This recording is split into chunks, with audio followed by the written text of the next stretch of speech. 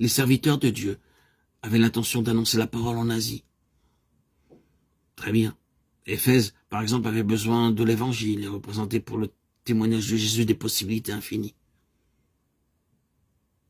Étreint peut-être par le sentiment des besoins de cette population, en même temps que par le désir que Christ soit connu au milieu d'elle comme il est digne d'être partout connu, ils ont peut-être senti à ce moment-là qu'ils ne pouvaient faire mieux que de s'avancer résolument de ce côté. En ayant été empêchés, ils se tournent vers la Bithynie. La Bithynie avait besoin de la parole de Dieu. La Bithynie avait besoin du Seigneur. Seulement, la situation en Bithynie était à elle seule un appel. Non.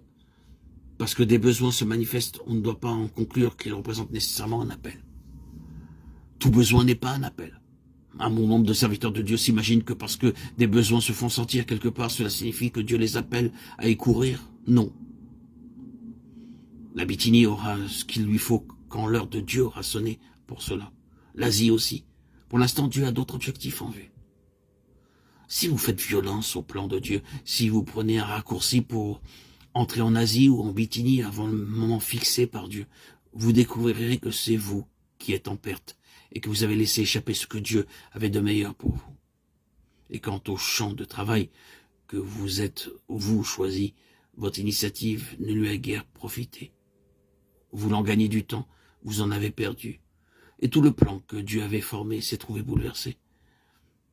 Si c'est à la plénitude de Christ que nous tendons, cette plénitude qui surpasse tout ce qu'on peut imaginer ne peut se comparer à rien d'autre.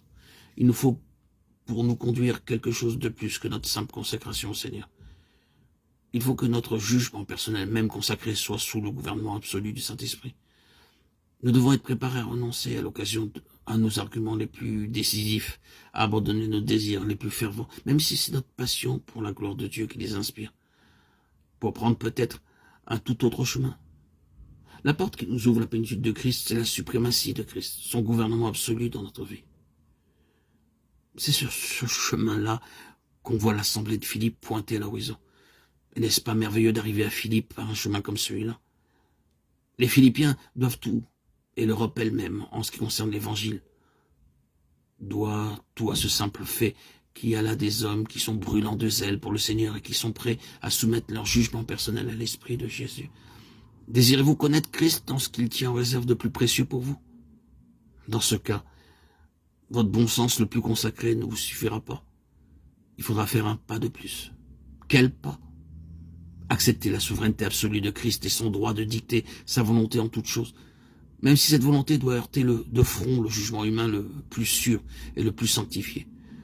Pour Philippe et pour tout le monde occidental, l'apparition de l'Évangile est intimement associée à cette vérité fondamentale qui fut, à ce moment-là, solidement établie dans l'expérience des apôtres.